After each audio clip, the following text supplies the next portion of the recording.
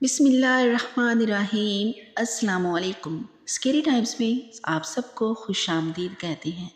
آج ایک نئی کہانی کے ساتھ پیش خدمت ہیں، اس لیے چینل کو جلدی سے سبسکرائب کر لیں۔ ارے یہ تنو کس حال میں واپس آئی ہے؟ اس کے تو سارے کپڑے ہی پھٹے ہوئے ہیں۔ میں جو چادر سے اپنے وجود کو چھپانے کی کوشش کر رہی تھی، لیکن لوگوں کی شاطر نظروں نے پھر بھی توڑ لیا تھا کہ میرے ساتھ کچھ غلط ہوا ہے۔ میں کسی سہمی ہوئی چڑیا کی طرح ان کے درمیان سے گزر کر اپنے گھر میں گھس گئی، لیکن وہاں بھی حالات اچھے نہ تھے۔ اماں کسی مجرم کی طرح صحن کے بیچوں بیچ کھڑی تھی، جبکہ میرے چاچا قہر برساتی نظروں سے مجھے دیکھنے لگے۔ رک جاؤ وہیں، اپنے ناپاک اور گندے قدم اندر رکھنے کی کوئی ضرورت نہیں۔ تبھی چاچی نے ایک بیگ میں میرے کپڑے ٹھوس کر باہر پھینکے تھے۔ یہ اپنے کپڑے لے اور نکل جا یہاں سے، ویسے بھی تمہارا کوئی دوسرا سامان یہاں پر نہیں ہے۔ چاچا اماں کو دیکھتے ہوئے کہنے لگا، ہو گیا تیری بیٹی کا باہر کام کرنے کا شوق؟ اس سے پہلے اس سے یہی سب کرنا تھا۔ اب بھابھی بھی میں نہ آپ کو برداشت کروں گا اور نہ ہی اس بدبخت لڑکی کو، جس نے بھرے زمانے میں ہمیں رسوا کر دیا ہے۔ میں جانتی تھی کہ میرے ساتھ یہی ہوگا۔ اپنے تار تار کپڑوں کو میں اس چادر سے چھپانے کی کوشش کر رہی تھی تو اس مہربان انسان نے دی تھی، لیکن اب لوگوں کو میں کیسی یقین دلاؤں گی کہ میں بالکل محفوظ ہوں؟ میری عزت پر آنچ بھی نہیں آئی۔ جن لوگوں نے مجھے برباد کرنا چاہا تھا وہ اپنے مقصد میں کامیاب نہ ہو سکے تھے، لیکن زمانے کی نظروں میں رسوا ہو چکی تھی، اور اب چاچا نے دھکے دے کر ہم دونوں ماں بیٹے کو اس گھر سے نکال دیا تھا۔ آدھی رات کا وقت تھا، اس لیے گلی محلے میں کوئی پڑوس کا آدمی بھی نہ تھا جو میں اس برے وقت میں اپنے گھر لے جاتا۔ پھر اماں نے زمین پر پڑا ہوا بیگ اٹھایا اور مجھے ہمراہ لے کر ایک انجام ٹھکانے کی طرف جانے لگی۔ میں نے آنسو بھری نظروں سے ان کی طرف دیکھا تو آنسو صاف کرتے ہوئے کہنے لگی، برا وقت ہر کسی کے اوپر آتا ہے بیٹی، شاید آج ہم پر بھی وہ وقت آ گیا ہے، لیکن شاید جہاں تک مجھے یاد پڑتا ہے ابا کے مرنے کے بعد سے ہم دونوں ماں بیٹی ایک کٹھن زندگی گزار رہے تھے۔ گلی کا موڑ مڑتے ہی سیدھی سڑک شروع ہو گئی تھی۔ آدھی رات ہونے کی وجہ سے کوئی سواری بھی نظر نہ آ رہی تھی۔ کبھی دور سے مجھے ایک وجود آتا ہوا دکھائی دیا، میں اس کی پہچان گئی تھی۔ یہ تو وہی تھا جس نے میری عزت ان ظالموں سے محفوظ رکھی تھی۔ اس کی دی ہوئی یہ کالی چادر ابھی بھی میرے کندھوں پر تھی۔ تبھی اس نے اماں سے کہا، اے اماں جی، میں آپ کو ایک محفوظ ٹھکانے پر لے کر چلتا ہوں۔ جانتا ہوں کہ آپ دونوں ماں بیٹی اس بھری دنیا میں اکیلی ہیں۔ وہ یہ بات کیسے جانتا تھا؟ میں یہ سوچ کر حیران رہ گئی۔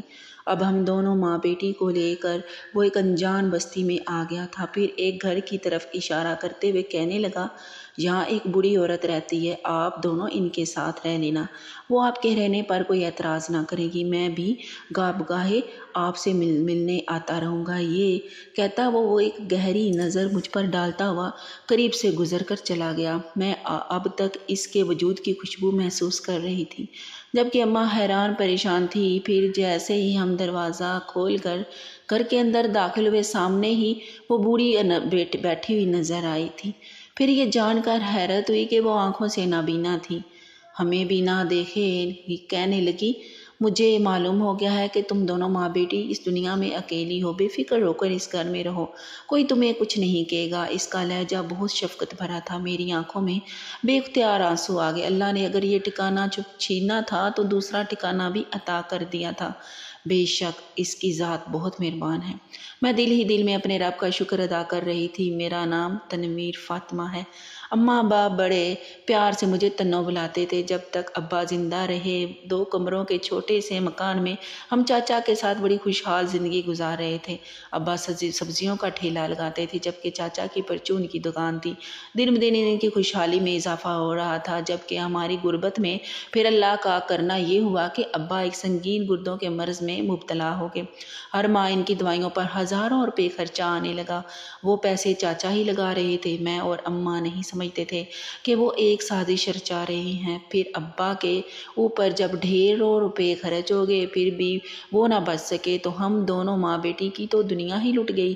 لیکن ابا کی میت کے 3 دن بعد ہی چچا اماں سے کہنے لگے کہ اب یہ پورا گھر میرا ہو گیا ہے، کیونکہ بھائی کی بیماری پر میں نے اپنا لاکھوں روپیہ خرچ کیا ہے۔ میں یہ سن کر حیران رہ گئی، حالانکہ انہوں نے تو ٹھیک سے ابا کا علاج بھی نہ کروایا تھا۔ اگر اچھا علاج کرواتے تو شاید ابا زندہ ہوتے، لیکن ان کے سفید جھوٹ پر میں غصے سے کھول کر رہ گئی۔ پھر چاچا سے کہنے لگی، چاچا اماں بیوہ ہو گئی اور میں یتیم، اور آپ ہم سے ٹھکانہ بھی چھیننے کے چکر میں ہیں۔ اس گھر پر اماں اور میرا حق بھی ہے، کیونکہ دادی نے آدھا گھر آپ کے جبکہ آدھا ابا کے نام کیا تھا۔ لیکن چاچا یہ سن کر آگ بگولا ہو گئے اور کہنے لگے، ہرگز نہیں، پھر وہ میرے پیسے چکاؤ جو 2 لاکھ روپے بنتے ہیں، تمہاری ماں بیٹی کی اوقات جو میرے پیسے دے سکو۔ تبھی اماں نے میرا ہاتھ دبایا اور چاچا سے کہنے لگی، منیر فکر مت کرو، یہ پورا گھر تمہارا ہے۔ ویسے بھی میری بیٹی نے تو کل کو شادی ہو کر پرائے گھر چلے جانا ہے، اس کے بعد ایک میری بوڑھی جان رہ جائے گی، تم بھلے ہی یہ گھر لے لو، مجھے کوئی اعتراض نہیں۔ اماں اتنی آسانی سے ہار مان جائے گی، مجھے اس بات کا اندازہ نہ تھا۔ پھر ہم دونوں ماں بیٹی روپے پیسے کے محتاج ہونے لگے، کیونکہ چاچا تو خرچے کے نام پر ہمیں 1 روپیہ بھی نہ دیتا تھا۔ وہ بار بار کہتا کہ خود ہی اپنا بندوبست کرو۔ دراصل وہ ہم دونوں کو اس گھر سے نکال دینا چاہتا تھا تاکہ کبھی ہم گھر حاصل کرنے کے لیے آواز نہ اٹھا سکیں۔ لیکن میں نے بھی ہار نہ مانی اور اماں سے ضد کرنے لگی کہ جس طرح محلے کی دوسری لڑکیاں فیکٹری میں نوکری کرتی ہیں اسی طرح میں بھی کرنا چاہتی ہوں۔ اماں کہنے لگی، تیرا چاچا کبھی یہ بات نہ مانے گا، تو جانتی نہیں کہ وہ کتنا غصے والا آدمی ہے۔ میں نے کہا، اماں تو ہم کیا بھیک مانگ کر اپنا گزارا کریں؟ آخر کل کو آپ میری شادی کریں گی تو کیا چاچا کے سامنے ہاتھ پھیلائیں گی؟ اماں کو میری بات سمجھ آ گئی تھی، لیکن چاچا نے اس بات پر غصے کا اظہار کیا تھا اور کہنے لگا، اب مجھے زمانے میں رسوا کرنا چاہتی ہو کہ میں تم جیسی بیوہ اور اپنی یتیم بھتیجی کو پال نہیں سکتا؟ اس گھر میں رہ کر ایسا سوچنا بھی مت۔ لیکن میں بھی ان کے سامنے کھڑی ہوگی اور کہنے لگی، چاچا آپ کے بچے چھوٹے ہیں اور پھر اس گھر میں آپ کا سہارا بننے کے لیے بھی کسی کو تو ساتھ دینا پڑے گا۔ اس لیے میں نے سوچا ہے کہ میں قریبی فیکٹری میں نوکری کر لیتی ہوں۔ یوں کافی میں کے بعد آخرکار چاچا راضی ہو گئے۔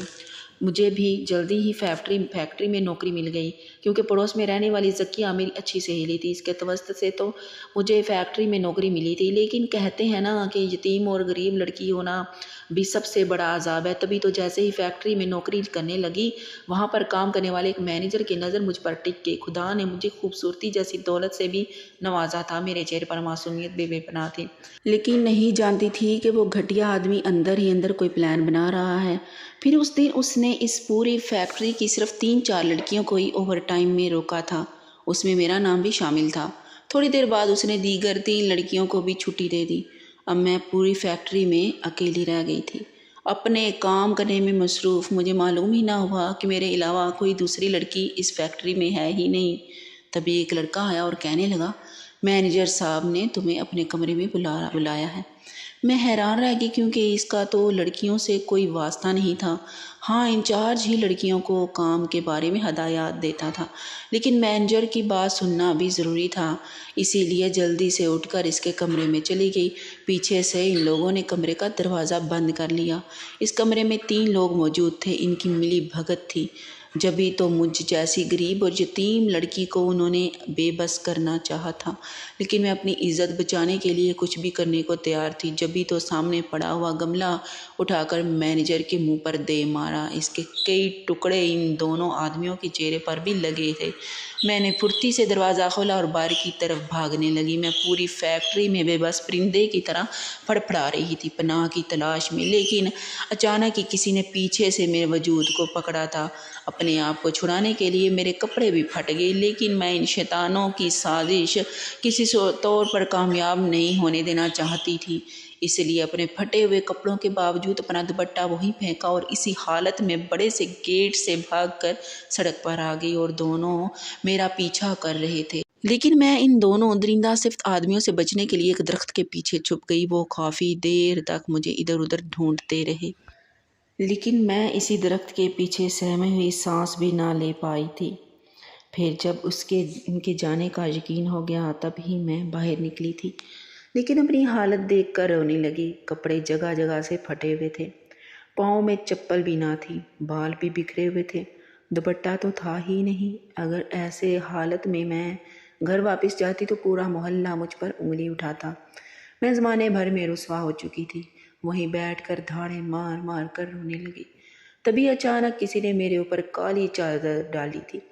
میں نے سہمی ہوئی نظر اٹھا کر دیکھا، وہ ایک مہربان چہرے والا خوبصورت نوجوان تھا۔ پھر بڑی نرمی سے کہنے لگا، جو کچھ تمہارے ساتھ ہوا ہے اسے بھول جاؤ۔ میں جانتا ہوں کہ اس پھٹے ہوئے لباس میں تمہاری عزت تار تار کرنے والے ہیں۔ انسان نما درندے ضرور شیطان صفت ہوں گے، تبھی تو تم جیسی غریب اور معصوم لڑکی کے ساتھ انہوں نے ایسا کیا۔ یہ میری چادر اپنے پاس حفاظت سے رکھنا، ہمیشہ اسی کو اوڑھ کر رکھنا۔ آج کے بعد تمہیں کوئی چھو بھی نہ سکے گا۔ نہ جانے اس کے لہجے میں ایسی کیا طاقت تھی، میں بے اختیار اسے دیکھے گئی۔ پھر اس نے ہی مجھے سہارا دے کر اٹھایا تھا۔ میرا وجود نہ صرف زخمی تھا بلکہ کمزوری کی وجہ سے مجھے شدید بخار بھی ہو گیا تھا۔ وہ مجھے گلی کی نکڑ تک چھوڑ کر چلا گیا تھا، لیکن جیسے ہی میں اپنی گلی میں داخل ہوئی، لوگوں کا ایک ہجوم تھا جو میرا انتظار کر رہا تھا۔ وہ سب مجھ پر تہمت لگا رہے تھے کیونکہ فیکٹری نے ساری لڑکیاں گھر آ گئی تھی اور میں آدھی رات کو گھر واپس لوٹی تھی۔ پھر چاچا نے ہم دونوں ماں بیٹی کو گھر سے نکال دیا۔ آخرکار وہ دونوں میاں بیوی اپنی سازش میں کامیاب ہو گئے تھے۔ ان کا تو مقصد تھا کہ ہم گھر چھوڑ کر کہیں دور چلی جائیں تاکہ وہ پورا گھر حاصل کرنے میں کامیاب ہو جائیں۔ پھر سے وہ مہربان نوجوان ہمیں اس گھر میں چھوڑ کر چلا گیا تھا جہاں پر یہ نابینا بوڑھی عورت رہ رہی تھی۔ اس بوڑھی اماں کا گھر بہت بڑا تھا، بالکل صاف ستھرا، لیکن اکیلی جان بھلا اتنا سب کچھ کیسے کرتی ہوگی؟ میں یہ سب دیکھ کر حیران تھی۔ جب میں نے یہی بات اس اماں سے پوچھی تو کہنے لگی، ارے بیٹا میں کیا جانوں کون آتا ہے، بس ایک نوجوان جو روزانہ میرے گھر آتا ہے، صفائی ستھرائی کرتا ہے، مجھے کھانا کھلاتا ہے۔ تو اماں کیا آپ ان کے بچے نہیں ہیں؟ میں حیران ہو کر پوچھنے لگی تو وہ کہنے لگی، ہاں بچے تو تھے میرے 4، لیکن 2 بیٹیوں کی شادی کر دی، وہ شہر میں رہتی ہیں۔ 2 بیٹے ہیں جو دوسرے ملک جا کر بس گئے۔ اب میں اکیلی بوڑھی عورت اس بڑے سے گھر میں رہتی تھی۔ پھر آہستہ آہستہ بیٹوں کی یاد میں تڑپ تڑپ کر روتی تو آنکھوں کی بینائی سے محروم ہو گئی۔ پھر تو بالکل ہی محتاج ہو کر رہ گئی تھی۔ کروڑوں کی مالک تھی، لیکن آہستہ آہستہ لوگوں نے میرے گھر بار مال مویشی سب لوٹ لیا، اسی لیے روٹی کی بھی محتاج ہو کر رہ گئی تھی۔ لیکن پھر ایک مہربان نوجوان آیا، 3 دن سے بھوکی کمرے میں پڑی تھی، آ کر اس نے مجھے اٹھایا، کھانا کھلایا، ہاتھ منہ بھی دھلایا، کپڑے بھی بدلتا ہے، سارا کام کر کے جاتا ہے۔ وہ بہت اچھا لڑکا ہے۔ میرا دل زور زور سے دھڑکنے لگا۔ یقیناً وہ اسی نوجوان کے بارے میں بات کر رہی تھی جس نے مجھے یہ کالی چادر دی تھی۔ میری عزت محفوظ رکھنے کے لیے بے اختیار میرے دل میں اس کے لیے ایک نیا جذبہ سر اٹھانے لگا۔ اب میں دن رات اس کا انتظار کرنے لگی۔ اماں کی پوری ذمہ داری ہم دونوں ماں بیٹی نے اٹھا لی تھی۔ ہم تو خوف کے مارے گھر سے باہر بھی نہ نکلتے تھے۔ حالانکہ بستی بہت بڑی تھی، لوگوں کا آنا جانا اس گلی میں لگا رہتا تھا، لیکن کوئی بھی یہاں جھانک کر نہ دیکھتا۔ کافی دن تک ہم اس گھر میں رہتے رہے۔ دونوں ماں بیٹی ان کی خدمت گزاری کرتی، وہ نہایت خوش رہتی تھی۔ پھر ایک دن ہم پر قیامت گزر گئی۔ جب میں سو کر اٹھی تو اس بوڑھی عورت کا مردہ بیمار وجود ہمارا منتظر تھا۔ وہ بالآخر یہ دنیا چھوڑ کر چلی گئی تھی۔ یوں پوری بستی کے لوگوں کا ایک ہجوم تھا اس گھر میں آ گیا۔ ہم دونوں بھی سہمی ہوئی آخری کونے میں کھڑے ہو رہے، لیکن جیسے ہی جنازے کو 3 دن گزرے، ایک آدمی کہنے لگا، ان کے بیٹوں نے یہ گھر مجھے بیچ دیا تھا، میں نے انہیں رقم بھی ٹرانسفر کر دی ہے، اب اس گھر پر میرا حق ہے۔ اس نے رسیدیں دکھا دی تھی اور کاغذات بھی، لیکن ہم دونوں بہت مایوس ہو گئے۔ اتنے دن سے عزت سے سر چھپا کر اس ٹھکانے میں بیٹھے تھے، اب نہ جانے کہاں جاتے۔ اماں اور میں بہت خوفزدہ تھے۔ آگے آنے والی زندگی نہ جانے ہمیں کیا رنگ دکھانے والی تھی۔ اب میں رات دن اسی نوجوان کا انتظار کرتی رہی، کیونکہ اس آدمی نے ہمیں اس گھر سے جانے کا کہہ دیا تھا۔ پھر ایک دن وہ اپنی فیملی کو لے کر آیا اور اس گھر میں شفٹ ہو گیا۔ اب ہم دونوں بھی اس گھر سے نکل آئے، تھوڑے سے کپڑے اپنے بیگ میں ڈالے، اب ہم نہیں ٹھکانے کی تلاش میں تھے۔ پھر اماں کہنے لگی، میں جانتی ہوں کہ یہاں سے دور ایک شہر ہے جہاں پر صرف بنگلے ہی بنگلے بنے ہیں، وہاں پر رہنے والے بہت امیر لوگ ہیں، کیوں نہ ہم کسی بنگلے والی سے کہتے ہیں کہ کام کاج کرنے کے بدلے وہ ہمیں کوئی رہنے کا ٹھکانہ بھی دے دے اور 2 وقت کی روٹی بھی۔ اماں کی بات مناسب تھی، ہم دونوں ماں بیٹی پیدل اب اس شہر میں پہنچ گئے۔ یوں ایک بنگلے میں ایک کام مانگا، وہاں کی موٹی مالکن کہنے لگی، بغیر کسی تحقیق کے میں تمہیں کیسے اس گھر میں رکھ سکتی ہوں، کہیں تمہارا تعلق کسی گینگ وغیرہ سے نہ ہو۔ وہ شک بھری نظروں سے اماں کو دیکھ رہی تھی۔ پھر میں اس سے کہنے لگی، نہیں بیگم صاحبہ، میں ایک یتیم لڑکی ہوں اور میری ماں جو بیوہ عورت ہے، ہمارے پاس تو کوئی ٹھکانہ بھی نہیں ہے۔ میرے ساتھ بہت بڑا حادثہ ہو چکا ہے، اسی وجہ سے ہم دونوں زمانے بھر میں رسوا ہو کر در بدر کی ٹھوکریں کھا رہے ہیں۔ یوں اس عورت نے ہمیں رہنے کے لیے اس بنگلے میں جگہ دے دی۔ اماں پورے بنگلے کا کام کرتی، جبکہ میں بھی ان کی مدد کر دیا کرتی تھی، لیکن نہیں جانتی تھی کہ ایک اور درندہ اس بنگلے میں بھی موجود ہوگا۔ وہ یہاں کا پرانا ملازم تھا جو ایک شیطان صفت فطرت کا مالک تھا۔ اس نے پہلے دن سے ہی ہم دونوں ماں بیٹی کی مجبوری بھانپ لی تھی۔ پھر وہ ایک دن مجھے کہنے لگا، تم یہ کالی چادر ہر وقت کیوں لپیٹے رکھتی ہو؟ اسے اتار دو، دیکھنا تمہارا خوبصورت وجود کتنا حسین دکھائی دیتا ہے۔ لیکن میں نے نفرت سے اسے دیکھا اور کہنے لگی، ہرگز نہیں، یہ چادر میری عزت کی حفاظت کرنے والی ہے۔ اس چادر کو مجھے کسی مہربان انسان نے دیا ہے، میں کبھی اسے خود سے الگ نہیں کروں گی۔ مجھے اس کے ارادے ٹھیک نہیں لگ رہے تھے۔ وہ موقع کی تلاش میں تھا کہ کب میں اسے اکیلی نظر آؤں اور وہ بے بس سمجھ کر مجھے اپنا شکار کر لے، لیکن میں اس کی نیت اور ارادے اچھی طرح بھانپ گئی تھی، اس لیے خود کو کبھی بھی تنہا نہ چھوڑتی، ہر وقت اماں کے ساتھ ساتھ رہتی۔ پھر ایک دن جب بیگم صاحبہ اپنے کسی رشتہ دار کی شادی میں گئی ہوئی تھی، گھر میں کوئی خاص کام بھی نہ تھا، اس لیے جاتے جاتے بیگم صاحبہ مجھے کہہ کر گئی کہ تنویر، تم میرے کمرے کی صفائی کر دینا۔ اس لیے میں اماں کو بھی ساتھ چلنے پر اصرار کر رہی تھی کہ اماں تم میرے ساتھ چلو، لیکن اماں کہنے لگی، ارے صرف کمرے کی تو صفائی کرنی ہے، اب میری طبیعت ٹھیک نہیں، میں نہیں جا رہی۔ مجھے لگتا ہے مجھے ہر وقت ایک خوف سا لگا رہتا تھا، خاص طور پر اسے اس ملازم کی وجہ سے جس کی عیار آنکھیں ہر وقت مجھے دیکھتی رہتی تھی۔ اب میں بیگم صاحبہ کے کمرے کی صفائی کر رہی تھی جب میں نے دروازہ کھلنے کی آواز سنی۔ کوئی دروازہ کھول کر اندر آیا تھا، پھر میرے پیروں تلے سے زمین نکل گئی۔ اپنے مکروہ ارادوں کے ساتھ وہ منحوس آدمی اندر آ گیا تھا۔ کب سے تمہیں اکیلے دیکھنے کی خواہش تھی، آج تو دیکھو اس بنگلے میں کوئی بھی نہیں۔ چلو اب میری خواہش پوری کر دو، بس مجھے خوش کر دو، دیکھنا مالک سے کہہ کر تمہیں کیسے مالا مال کرواتا ہوں، کیونکہ میں یہاں کا پرانا ملازم ہوں، ہر کوئی میری بات سنتا ہے۔ میں نے اس کے منہ پر تھوک دیا اور کہنے لگی، تم کبھی بھی اپنے شیطانی مقصد میں کامیاب نہ ہو پاؤ گے۔ پھر وہ زور زور سے ہنسا اور کہنے لگا، آج تمہیں مجھ سے کون بچائے گا؟ میں نے کہا، اوپر بیٹھی رب کی ذات جو ہر مشکل میں میری مدد کرتی ہے۔ میں نے وہ کالی چادر سختی سے خود پر لپیٹ رکھی تھی۔ وہ دھیرے دھیرے میرے قریب بڑھنے لگا، اس کا ہاتھ میری چادر کی طرف بڑھا تھا جو کھینچ کر اس نے نیچے پھینک دی تھی۔ میں کھڑی خوف سے کانپنے لگی، لیکن اچانک ہی کمرے میں اندھیرا چھا گیا۔ وہ آنکھیں پھاڑ پھاڑ کر مجھے تلاش کر رہا تھا، لیکن کسی نے میرا بازو تھاما اور مجھے اپنی حفاظت میں لے لیا۔ وہ کالی چادر سر پر ڈال دی تھی، اندھیرے میں ہی کسی نے اسے قدموں سے گھسیٹا تھا اور سیڑھیوں سے لے جاتا ہوا نیچے پھینک دیا۔ وہ چیختا ہوا نیچے گرا تھا، اس کے سر پر چوٹ لگی تھی، پھر اسی زخمی حالت میں الٹے قدموں بھاگا تھا۔ اس کی حالت ایسی ہو رہی تھی جیسے اس نے کوئی بھیانک چیز دیکھ لی ہو۔ میں ساری صورتحال کو سمجھنے کی کوشش کر رہی تھی۔ میں نے خود ایک وجود کو جس نے اپنا چہرہ چھپا رکھا تھا وہاں سے جاتے ہوئے دیکھا تھا۔ جلدی سے کمرے کی حالت ٹھیک کی اور سروانٹ کوارٹر میں آ گئی جہاں پر اماں لیٹی ہوئی تھی۔ پھر اماں نیند میں بڑبڑاتے ہوئے کہنے لگی، ارے تنو، شور کی آواز کیسی تھی؟ میں گھبراتے ہوئے اماں سے کہنے لگی، اماں وہ شو پیس گر گیا تھا میرے ہاتھ سے، بس اس لیے ایسی آواز آئی تھی۔ میرا پورا وجود لرز رہا تھا۔ آج جس طرح سے کسی اندیکھے وجود نے میری حفاظت کی تھی، اسے دیکھ کر ایسا لگا جیسے کوئی ہے جو ہر وقت میرے ساتھ اس آس پاس موجود رہتا ہے۔ دوسرے دن زخمی پٹی باندھے ماتھے پر باندھے وہ ملازم پورے بنگلے میں گھومتا پھر رہا تھا۔ ہر کوئی اس سے پوچھ رہا تھا کہ اسے چوٹ کیسے لگی، لیکن جب بھی اس کی نظر مجھ پر پڑتی تو وہ نظریں چرا لیتا۔ لیکن دل ہی دل میں عجیب سی خوشی محسوس کرنے لگی تھی۔ اب میں پہلے سے زیادہ خود کو مضبوط کر چکی تھی۔ اماں بھی میں ہر وقت میرے ساتھ رہتی۔ اماں کی نہ جانے کیوں اب طبیعت خراب رہنے لگی تھی۔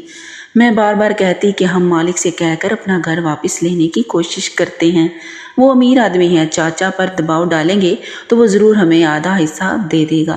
لیکن اماں کہنے لگی چھوڑ دے میری بیٹی، اللہ تعالیٰ بہتر انصاف کرنے والا ہے۔ اگر انسانوں نے ہمارے ساتھ بدسلوکی کی ہے تو اللہ ہی ان کے ساتھ حساب کرے گا۔ وہ ہر چیز اللہ پر چھوڑ دیتی تھی۔ تب ہی مالکن کا بیٹا ایک دوسرے ملک سے پڑھ کر آیا۔ وہ بہت خوبصورت اور پڑھا لکھا نوجوان تھا۔ اس نے مجھے دیکھ کر حیرت کا اظہار کیا تھا۔ میں پورے گھر کا کام کاج کرتی پھرتی۔ پھر ایک دن مجھے کہنے لگا پہلی بار میں نے اپنی زندگی میں کوئی اتنی خوبصورت ملازمہ دیکھی ہے۔ میں اپنی تعریف پر حیران رہ گئی، لیکن اس نے اپنی ماں سے اس خواہش کا اظہار کیا کہ وہ مجھ سے شادی کرنا چاہتا ہے۔ مجھے بہت عجیب لگا، کہنے میں اپنی تعریف پر حیران رہ گئی، لیکن اس نے اپنی ماں سے اس خواہش کا اظہار کیا کہ وہ مجھ سے شادی کرنا چاہتا ہے۔ یہ سن کر مالکن ہم دونوں ماں بیٹی کی دشمن بن گئی اور رات کے اندھیرے میں ہمیں گھر سے نکال دیا۔ کہنے لگی میرے بیٹے کو اپنا عاشق بنا دیا، اپنی اوقات بھول گئی تھی۔ تو میں نے اپنی وہ کالی چادر اوڑھی اور ایک بار پھر سے کسی نئے ٹھکانے کی تلاش میں ہم دونوں ماں بیٹی در در کی خاک چھاننے لگے۔ کافی تھک ہار جانے کے بعد ہم دونوں ایک درخت کے نیچے بیٹھے۔ اماں آنسو بہا رہی تھی، کہنے لگی نہیں جانتی تھی کہ تیرے ابا کے مرنے کے بعد یہ ستم ہم پر ہوگا۔ میں بھی آنسو بہا رہی تھی، تبھی سامنے سے چلتا ہوا ایک وجود میرے پاس آ گیا۔ میں نے اسے پہچان لیا، یہ وہی نوجوان خوبصورت نوجوان تھا جو ہر مشکل میں میری مدد کرنے پہنچا کرتا تھا۔ لیکن اب کی بار میں نے آنسو بہاتے ہوئے اسے کہا کہ مجھے تمہاری مدد کی ضرورت نہیں۔ ہر بار ہمیں بے عزت کر کے اس ٹھکانے سے نکال دیا جاتا ہے جہاں پر ہم اپنا گھر بسانے کی کوشش کرتے ہیں۔ پھر وہ اپنی نرم آواز میں کہنے لگا اس بار جہاں میں تم دونوں کو لے کر جاؤں گا وہاں سے تمہیں کوئی بھی نہیں نکال سکے گا، کیونکہ وہ گھر میرا ہے۔ وہ بڑے پوری اسرار انداز میں کہہ رہا تھا۔ میں حیران رہ گئی۔ پھر اس نے سر جھکا لیا اور کہنے لگا اگر چاہتا تو پہلے بھی تمہیں اس گھر میں لے کر جا سکتا تھا، لیکن پھر خیال آیا کہ کہیں تم اس بات پر ناراض نہ ہو جاؤ کہ تم سے یہ ساری باتیں منفی کیوں رکھی ہیں جو میں تمہیں بتانا نہیں چاہتا۔ پھر اماں کہنے لگی بیٹا بس تم ہمیں کوئی ٹھکانہ دے دو جہاں پر عزت سے میں اپنی زندگی کے دن کاٹ سکوں۔ اپنی بیٹی کی شادی کر کے اسے رخصت کرنا چاہتی ہوں۔ پھر وہ ہمیں اپنے ساتھ لے آیا۔ دور جنگل میں اس کا ایک ٹھکانہ تھا، یہاں پر آس پاس دوسرے گھر بھی تھے، لیکن سب ہمیں بڑی عجیب نظروں سے دیکھ رہے تھے۔ اماں کہنے لگی ان لوگوں کے پہناوے کیسے ہیں، ایسے لگتا ہے کہ یہ کسی دوسری دنیا کے لوگ ہیں۔ لیکن پھر ہم اسی نوجوان کے ساتھ اس کے گھر میں رہنے لگے۔ لیکن ایک رات ایک عورت آ کر کہنے لگی تم جو دونوں یہاں کیسے رہ سکتی ہو، تمہاری دنیا تو دوسری ہے۔ اماں کہنے لگی کیسی باتیں کر رہی ہو بہن، ہم بھی اسی دنیا کے رہنے والے غریب لوگ ہیں۔ اس لڑکے کی مہربانی جو بار بار ہمیں ہماری مدد کرنے کے لیے پہنچ جاتا ہے۔ اس عورت نے بڑی عجیب نظروں سے مجھے سر سے پاؤں تک دیکھا۔ پھر اماں سے کہنے لگی وہ ایسے ہی مدد نہیں کرتا، بہت لالچی ہے، ضرور تمہاری بیٹی کی خوبصورتی نے اسے دیوانہ کر دیا، وہ تو تمہاری بیٹی کے چکر میں ہے، کیا مطلب ہے تمہارا؟ اماں حیران ہوئی تو وہ رازداری سے کہنے لگی کہ اس نے تمہیں سچائی نہیں بتائی، اس سے سچائی پوچھ کر دیکھو، تمہیں سب معلوم ہو جائے گا۔ یہ کہہ کر وہ چلتی بنی، لیکن اماں بری طرح پریشان ہو گئی تھی۔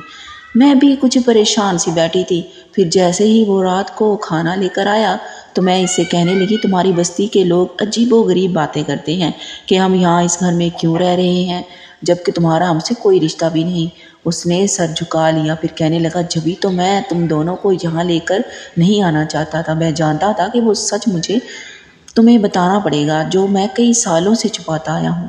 اب میں بڑے غور سے اس کی باتیں سن رہی تھی۔ پھر وہ کہنے لگا دراصل یہ ایک دوسری دنیا ہے، یہاں پر تم جیسے انسان نہیں بلکہ ہم جیسے جنات رہتے ہیں، یہ جنات کی بستی ہے۔ اماں گہری نیند سوئی ہوئی تھی جبکہ میں اکیلی اس کی باتیں سن رہی تھی۔ اس کی یہ خوفناک باتیں سن کر تو میرے پیروں تلے سے زمین نکل گئی۔ میں بے یقینی سے اسے دیکھنے لگی۔ وہ میری حیرانی پر کہنے لگا، میری یہی حقیقت ہے، میں ایک جن زاد ہوں۔ اس دن تمہیں پھٹے ہوئے کپڑوں کے ساتھ اس درخت کے نیچے بیٹھے روتے ہوئے دیکھا تو مجھے تم پر بہت ترس آیا۔ میں نے دل میں فیصلہ کر لیا کہ میں اب ساری زندگی تمہاری حفاظت کروں گا۔ جب بھی تو تمہیں اپنی جادوئی چادر دی جو ہر وقت تمہاری عزت کی حفاظت کرتی ہے۔ پھر میں حیران رہ گیا جب میرے دل میں بار بار تمہارا خیال آتا رہتا۔ مجھے معلوم ہو کیا کہ میں پہلی نظر میں تم پر عاشق ہو گیا تھا، اس لیے جب بھی تم کسی پریشانی میں مبتلا ہوتی ہو میں فوراً ہی تمہارے پاس پہنچ جاتا ہوں۔ اس بستی کے جنات بھی اس سے لیے حیران ہے کہ میں 2 آدم زاد کو جنات کی بستی میں لے کر آ گیا۔ اس کے سوا میرے پاس کوئی چارہ بھی تو نہیں تھا۔ ان حیوان نما انسانوں سے بچنے کے لیے یہاں پر رہنا ہی مناسب ہے۔ وہ سر جھکا کر مجھے سچائی بتا رہا تھا، پھر کہنے لگا، اس دن جب وہ آدمی تمہاری عزت لوٹنے لگا تب فوراً ہی میں تمہیں بچانے کے لیے پہنچ گیا تھا۔ چاہتا تو اسے جان سے مار بھی سکتا تھا، لیکن میں ایک نیک جنات ہوں، کبھی بھی کسی کو تکلیف نہیں پہنچا سکتا۔ ہاں، لیکن برے کاموں کو انجام تو برا ہی ہوتا ہے۔ اب آگے تمہاری مرضی ہے، چاہو تو ان جن زادوں کی بستی میں ہمارے ساتھ رہو، اگر انسانوں کی دنیا میں کوئی ٹھکانہ چاہیے تو میں تمہارے لیے سب کرنے کو تیار ہوں۔ میرے پاس مال و دولت کی کمی نہیں، اس لیے تم عزت سے اپنی زندگی جہاں چاہو گزار سکتی ہو۔ بس میری اتنی خواہش ہے کہ زندگی میں کبھی مجھے نہ بھولنا، میں ہر بار تمہاری یاد آنے پر تم سے ملنا چاہتا ہوں۔ وہ میری سوچ سے بھی زیادہ مہربان تھا۔ کیا ہوا اگر جن زاد ہے تو لیکن انسانوں سے بہتر، جنہوں نے بار بار مجھے رسوا کرنا چاہا۔ پھر میں نے اسے کہا کہ اماں کو تو یہ بات معلوم ہوگی تو وہ یہاں پر رکے گی ہی نہیں، اس لیے مجھے انسانوں کی بستی میں ہی رہنا پڑے گا، لیکن میں تمہارا ساتھ کبھی نہیں چھوڑوں گی۔ اب میں مسکرا کر اس سے باتیں کرنے لگی۔ پھر نہ جانے کیوں وہ جن ذات بہت اچھا لگنے لگا تھا۔ پھر اس نے میری خواہش پر مجھے وہیں پر گھر لے کر دے دیا جہاں پر میرا پرانا گھر تھا۔ ایک گلی چھوڑ کر میں اماں کے ساتھ دوسرے گھر میں رہنے لگی۔ اس نے میری خواہش پر ایک پارلر کھول کر دے دیا تھا۔ اب رات دن عورتوں کا آنا جانا لگا رہتا۔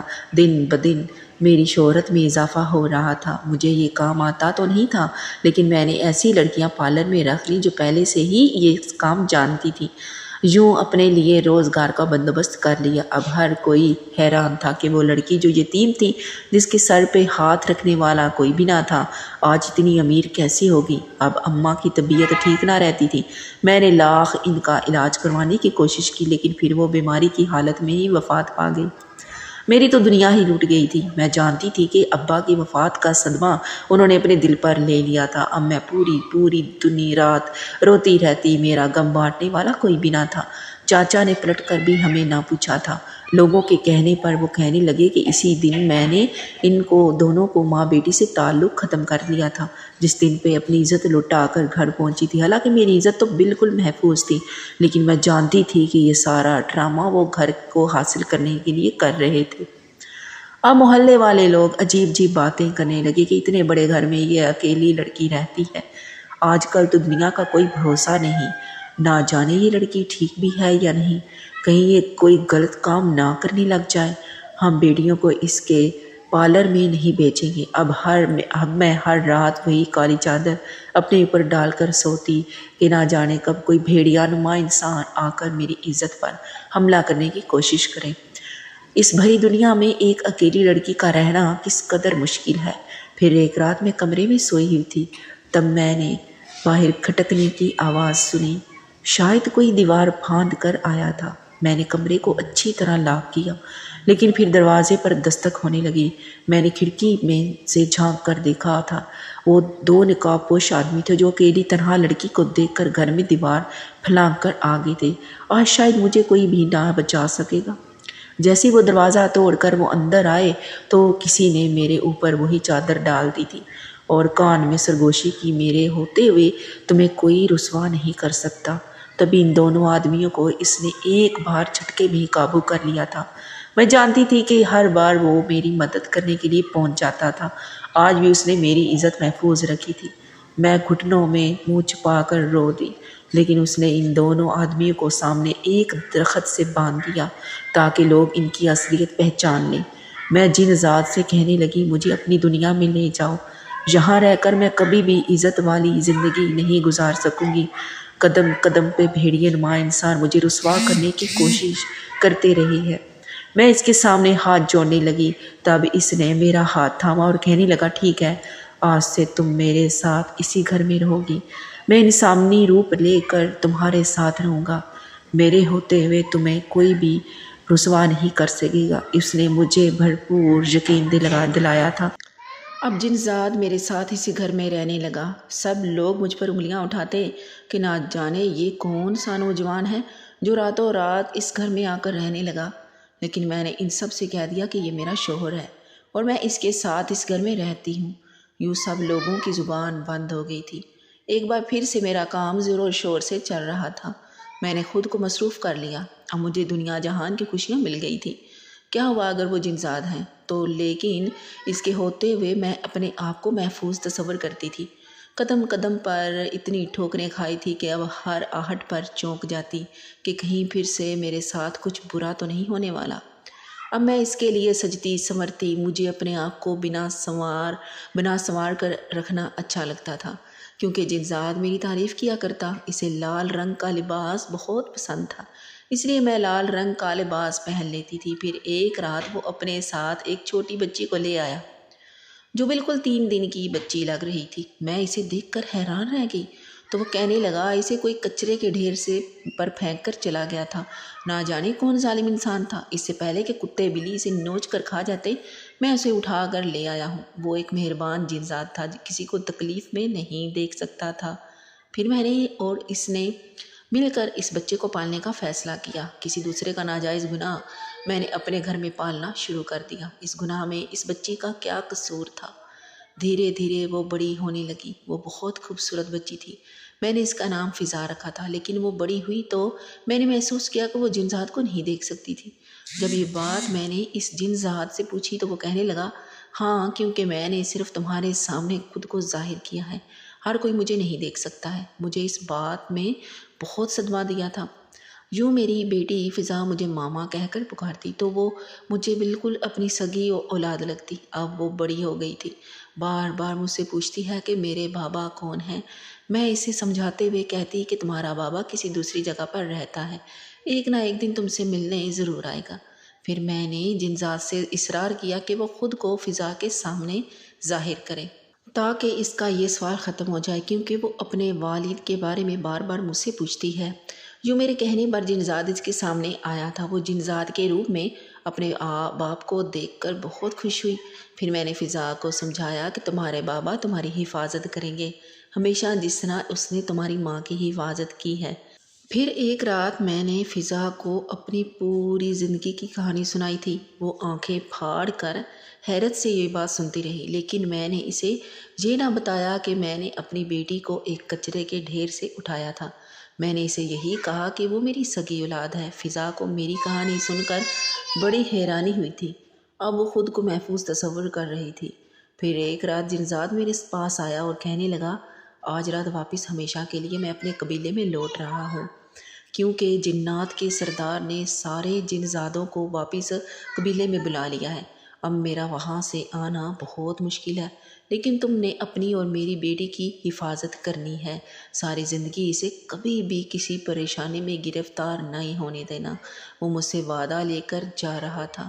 میں آنسو بہانے لگی۔ جنزادے کے بغیر میری زندگی بالکل ادھوری تھی۔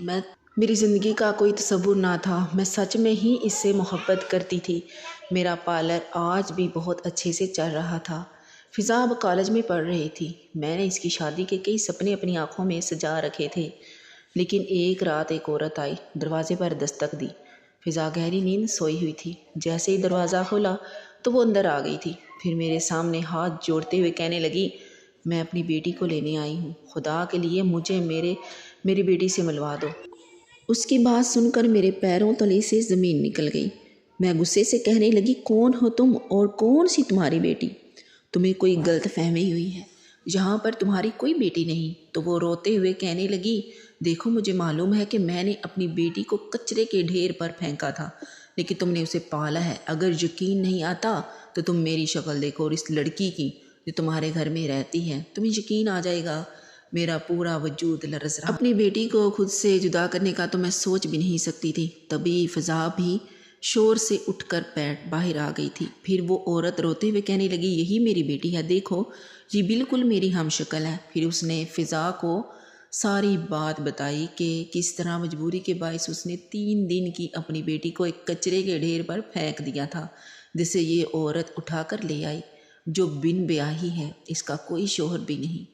فضا چیخیں مار مار کر رونے لگی۔ اس نے مجھے کہا کہ ساری زندگی آپ مجھ سے جھوٹ بولتی رہیں، اب دیکھو اس کے پاس تو ثبوت بھی ہے کہ میں ان کی ہی بیٹی ہوں۔ اب میں آپ کے پاس نہیں رہوں گی۔ وہ پل بھر میں جیسے پرائی ہو گئی تھی، لیکن میں نے ان دونوں کے سامنے ہاتھ جوڑ دی اور کہنے لگی، نہیں نہیں، تم ہی میری بیٹی ہو۔ اس عورت نے تو تمہیں کچرے کے ڈھیر پر پھینک دیا تھا۔ اگر اسے اتنا خیال ہوتا تو کبھی بھی وہ تمہیں رات کے اندھیرے میں ایسے نہ پھینکتی۔ لیکن فضا کی آنکھوں میں میری یہ بدگمانی آ گئی تھی۔ اس نے اس عورت کا ہاتھ تھاما اور اس کے ساتھ چلی گئی۔ میں پیچھے روتے پیٹتے رہ گئی، لیکن میری سننے والا کون تھا؟ پوری رات آنسو بہاتی رہی، لیکن اس رات کوئی اس گھر میں آیا تھا۔ یہ وہ جن ذات تھا جو ہر بار میری پریشانی میں میرے پاس آ جاتا تھا۔ پھر میں آنسو بہاتے ہوئے اسے کہنے لگی کہ دیکھو میری بیٹی مجھ سے جدا ہو گئی، وہ بیٹی جسے ہم دونوں نے مل کر پالا تھا۔ جن ذات کہنے لگا، وہ چند دنوں میں ہی تمہارے پاس واپس لوٹ آئے گی، کیونکہ جو عورت اسے لینے آئی تھی بظاہر وہ اس کی سگی ماں ہے، لیکن وہ ایک سازش کے تحت اسے لینے آئی تھی۔ میں چونک کر اسے دیکھنے لگی، کیسی سازش؟ تو وہ کہنے لگا، یہ تمہیں جب پتہ چلے گا جب فضا واپس لوٹ کر تمہارے پاس آئے گی۔ میری بات کا یقین کرو، اب تمہیں رونے دھونے کی ضرورت نہیں، بلکہ اپنی بیٹی کا انتظار کرو۔ اب میں صبر کر کے بیٹھ گئی۔ جب بھی کوئی آہٹ ہوتی تو مجھے لگتا کہ جیسے میری بیٹی آ گئی ہے۔ پھر ایک دن میں شہر گئی کچھ سامان لینے کے لیے۔ میں تو یہ بھی نہیں جانتی تھی کہ وہ عورت میری بیٹی کو کہاں لے کر گئی ہوگی۔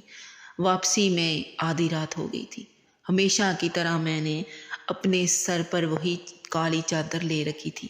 اس کے بغیر تو میں گھر سے نکلتی بھی نہ تھی، کیونکہ حفاظت کا جو ذمہ جنزاد نے لیا تھا اسے اچھی طرح سے نبھایا بھی تھا۔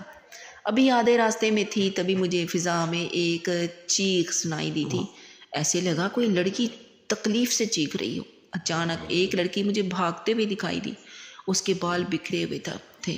جیسے ہی وہ قریب آئی تو میرے پیروں تلے سے زمین نکل گئی۔ وہ کوئی اور نہیں بلکہ میری بیٹی فضا تھی۔ پھر وہ میرے گلے سے لپٹ گئی اور کہنے لگی، امی امی مجھے بچا لیں، ورنہ وہ عورت مجھے اس کوٹھے پر لے جائے گی۔ اس کے پیچھے تو کوئی بھی نہیں تھا۔ میں نے دیکھا اس کے پاؤں زخمی ہوئے پڑے تھے، سر پر دوپٹہ بھی نہ تھا۔ تبھی میں نے اپنی کالی چادر اتاری اور اس کے سر پر ڈال دی۔ وہ زاروں قطار رو رہی تھی، جیسے خدا نخواستہ اس کے ساتھ کچھ برا ہو گیا ہے۔ اب میں اسے گھر لے آئی۔ گھر آتے ہی اس نے میرے سامنے ہاتھ جوڑ دی، کہنے لگی، امی مجھے معاف کر دو، میں نے آپ کے ساتھ بہت برا کیا، جو ابھی تو میرے ساتھ بھی برا ہوا ہے۔ میں گھبرا گئی، کہنے لگی، میری بیٹی کے ساتھ کس نے برا کیا ہے؟ میں اس کی جان لے لوں گی۔ پھر وہ روتے ہوئے کہنے لگی، امی شاید آپ کی دعا نے ہی مجھے بچا لیا۔ جب وہ عورت مجھے اپنے ساتھ لے کر گئی تو اس کا شوہر جو ایک نشئی انسان تھا، ان دونوں نے مل کر مجھے بیچنے کا پلان بنایا اور ایک عورت کے ہاتھوں فروخت کر دیا جو لڑکیوں کو برے کام پر مجبور کرتی تھی۔ وہ مجھے بھی خرید کر لے گئی تھی، لیکن جیسے ہی اس نے ایک آدمی کو کمرے میں بھیجا تو میں نے اسے دھکا دے کر گرا دیا۔ نہ جانے میرے اندر اتنی طاقت کہاں سے آ گئی تھی۔ پھر وہاں سے کسی طرح فرار ہو گئی، لیکن اس عورت کے خطرناک آدمیوں نے میرا بہت دور تک پیچھا کیا۔ چھپتے چھپاتے میں ایک جنگل میں پہنچ گئی۔ میں بار بار آپ کو یاد کر رہی تھی، لیکن آپ مجھ سے بہت دور تھی۔ پھر جب انہوں نے مجھے ڈھونڈ لیا، ایک بار پھر سے میں پاگلوں کی طرح بھاگنے لگی۔ راستے میں آئے پتھر کانٹے مجھے کچھ بھی نظر نہ آئے تھے، بس میں اپنی عزت بچانا چاہتی تھی۔ اور آخرکار جب میری نظر آپ پر پڑی تب میرے اندر جان میں جان آئی۔ ایک بار پھر سے آپ نے مجھے بچا لیا، مجھے نہیں زندگی دے دی ہے۔ بے اختیار مجھے اپنا ماضی یاد آ گیا۔ اسی طرح مجھے تو بھی تو درندوں نے رسوا کرنا چاہا تھا۔ سچ بات ہے کہ جب کوئی عورت اکیلی ہو تو ہر کوئی درندگی کرنے پر اترتا ہے۔ तभी मैंने अपनी बेटी का हाथ थामा और अपने बड़े प्यार से इसे समझाने लगी, कभी भी अपने आप को कमज़ोर ना समझना, भले सामने वाला कितना ही ताकतवर हो, लेकिन जितना मुमकिन हो इसकी ताकत के आगे कभी हार नहीं माननी है। अब वो मेरा सिखाया हुआ सबक समझ गई थी। अब मेरी बेटी मेरी जगह पर आ गई थी, लेकिन फिर इसका एक जगह अच्छी जगह पर रिश्ता करके धूमधाम से शादी करके रुखसत कर दिया। आज वो अपने घर में खुशहाल ज़िंदगी गुजार रही है। अगरचे मैं भी घर में अकेली रहती हूँ, लेकिन फिर भी मैं जानती हूँ कि इस अकेलेपन में भी मेरी हिफाजत करने वाला वो जिनज़ात मेरे साथ है। माजी की ज़िंदगी तलख सही, लेकिन इसके साथ कई खुशगवारियाँ यादें भी हैं। ख़ास तौर पर मेरी बेटी जो ज़िंदगी की तरफ से मेरे लिए एक तोहफ़ा है, इससे मैं बेइंतहा मोहब्बत करती हूँ। इसकी ज़रा सी भी तकलीफ़ पर मैं तड़प जाती हूँ, लेकिन हर दूसरे दिन वो मुझसे मिलने चली आती है और कहती है कि मुझे सबसे ज़्यादा प्यार करने वाली इस दुनिया में एक वाहिद हस्ती आप ही तो हैं। मेरी दुनिया आपसे शुरू होती है और आप पर ही ख़त्म। मैं इस मोहब्बत पर मुस्कुरा देती हूँ। डियर व्यूअर्स, उम्मीद करती हूँ कि आपको आज की कहानी भी बहुत अच्छी लगी होगी, बहुत पसंद आई होगी। इसलिए अच्छी और भी कहानियाँ सुनने के लिए मेरे चैनल को सब्सक्राइब करना मत भूलिएगा, ताकि आगे भी मैं आपके लिए बहुत ही इंटरेस्टिंग सी और अच्छी सी प्यारी डरावनी कहानियाँ लेकर आ सकूँ। तो अपनी दुआ में याद रखिएगा, अपना बहुत सा ख्याल रखिएगा। अगर वीडियो पसंद आई हो तो लाइक भी कर दीजिएगा। ओके, फिर मिलेंगे इसी दुआ इसी उम्मीद के साथ। अपना बहुत सा ख्याल रखिएगा। अल्लाह हाफिज़।